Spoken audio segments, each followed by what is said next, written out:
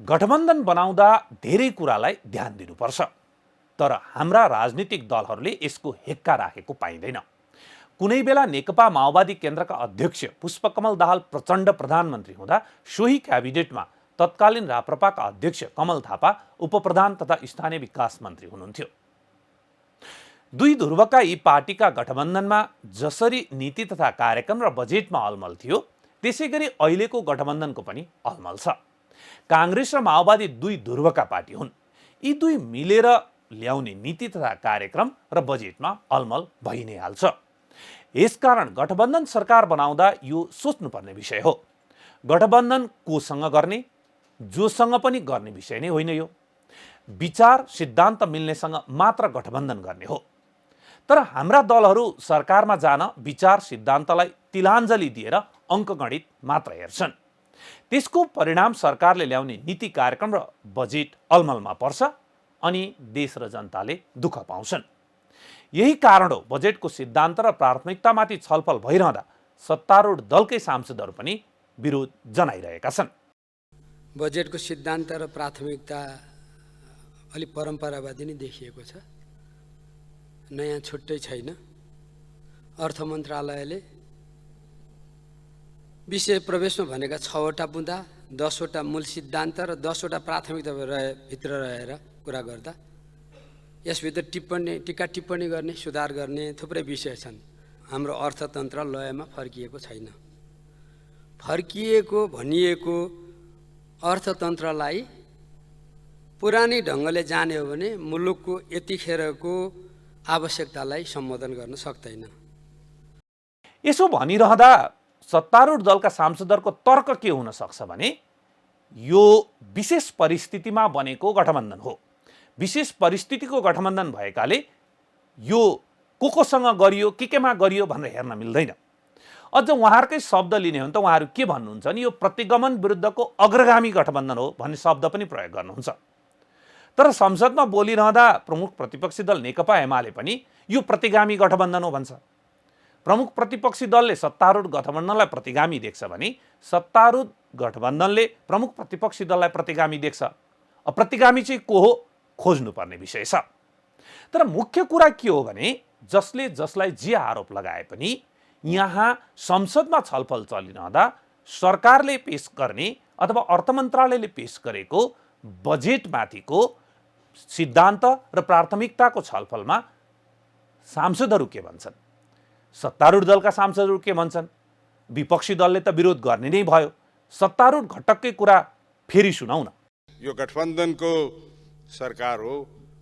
अहिले म यहाँ हामी आफ्ना विचारहरू राख्नु खोज्दा गठबन्धन गर्न म नेताहरू देख्छु। मन्त्रीहरू पनि एकछिन देखा पर्नुभएको थियो, फेरि मन्त्रीहरू चाहिँ हिँड्नुभयो। त्यस कारणले आफैले राखेका सिद्धान्त र प्राथमिकतापट्टि छलफलमा यो सरकारका मन्त्रीज्यूहरू कति जिम्मेवारी हुनुहुन्छ हुनुहुन्न भन्ने कुरामा चाहिँ यहीबाट पुष्टि हुन्छ। किनभनेदेखि हामी धेरै पछि संसद चलाइरहेको छौँ र संसदमा सबैको सहभागिता गरी जनताको सेवा गर्न ठुलो आवश्यकता छ। तर यो देख्दाखेरि कहिलेकाहीँ हामीलाई दुःख लाग्दछ। मैले अघि भने राजनीतिक व्यवस्था बदलियो, आर्थिक व्यवस्था पुरानै छ। आर्थिक तथा वित्तीय क्षेत्र मूलतः पुनर्संरचना हुन सकेन। हामीले राज्यको पुनर्संरचना राजनीतिक क्षेत्रमा गऱ्यौँ। आर्थिक र वित्तीय क्षेत्र सही रूपमा अझ पुनर्संरचना हुन सकिरहेको छैन। यो तितो वास्तविकतालाई हामीले सही ढङ्गले आत्मसात नगर्दासम्म यसलाई बदल्ने कुरा अपूर्ण रहनेछ र त्यो जहिलेसुकै समीक्षाको विषय भइराख्नेछ। यो तितो वास्तविकतालाई हामीले आत्मसात गर्नु जरुरी छ। क्षेत्रगत रूपमा हेर्दाखेरि हाम्रो कृषि क्षेत्र अहिले पनि भनिराखेका छौँ निर्वाहमुखी छ। करिब दुई तिहाई को निर्भरता रहेको कृषि क्षेत्रबाट 1/4 जिडिपीमा योगदान हुने स्थितिले के स्पष्ट गर्दछ त भने हाम्रो कृषि क्षेत्र मूलतः निर्वाहमुखी छ। निर्वाहमुखी हाम्रो कृषि क्षेत्र छ। करिब जिडिपीमा 1/3 योगदान गर्ने रेमिटेन्सको क्षेत्र उपभोगमुखी छ। 15% जो उद्योग क्षेत्रको जिडिपीमा योगदान छ, कच्चा पदार्थ आयातित गरेर हामी उद्योग सञ्चालन गरिराखेका छौँ। उद्योगको सानो हिस्सा मात्र मुनाफा देशभित्र रहन्छ।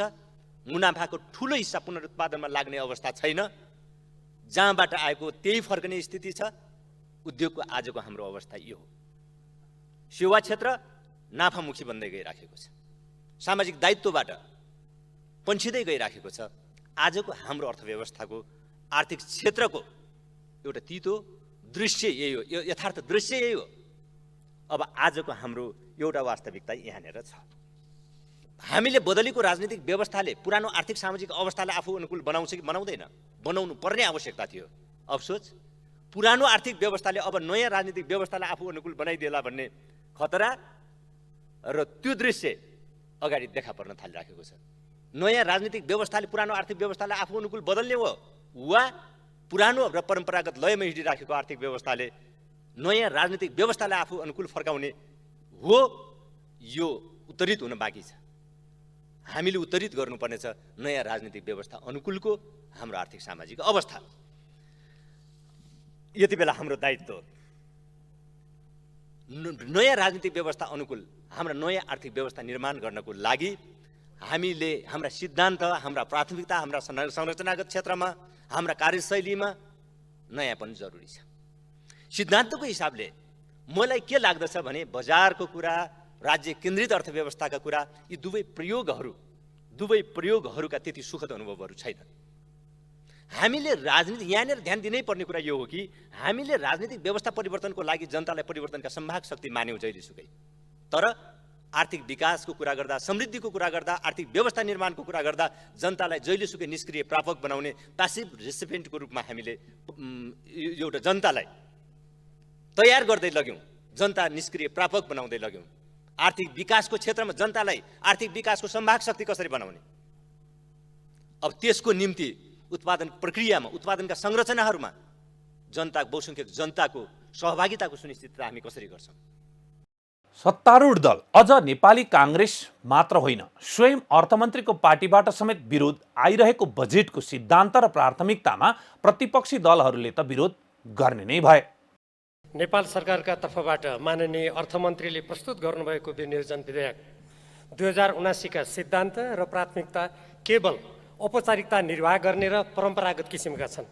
यसमा देश र जनताले सामना गर्नु परिरहेको समग्र राष्ट्रिय तथा आर्थिक समस्याको समाधानतर्फ कुनै उल्लेखनीय कुरा अगाडि सारिएको छैन। प्रस्तुत सिद्धान्त र प्राथमिकताबारे बहस र छलफल गरेर गठबन्धन सरकारले कुनै सार्थक परिवर्तन गर्ला र सुझाव सुन्ला भनी विश्वास गर्ने आधार छैन। हाम्रा अर्थमन्त्रीज्यूलाई म केही अब राय सुझाव या जे पनि म भन्न चाहन्छु।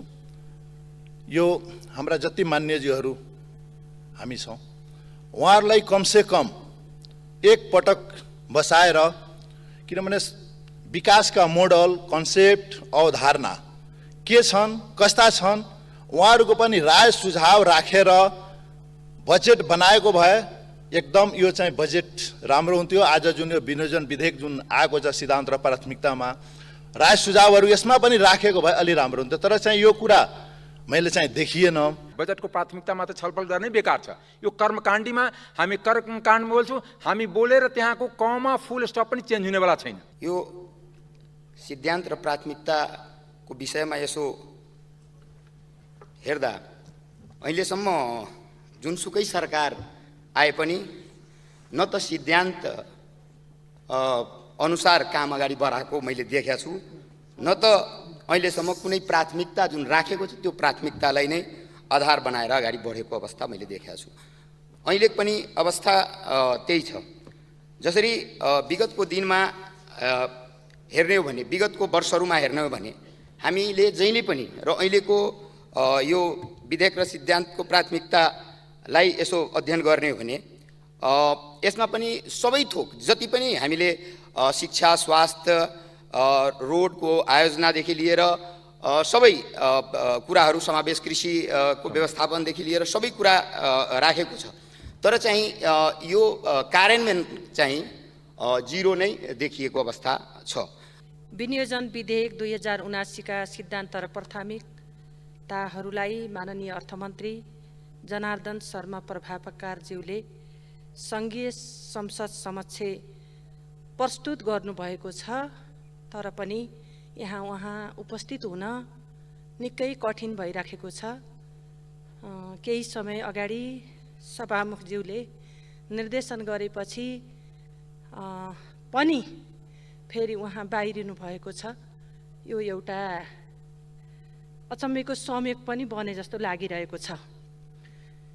हामी यहाँ छौँ भन्दै लड्डु बाँड्दै सडकमा कोरोनाको बेलामा बसेको कुराहरू किन भुलिराख्नु भएको छ?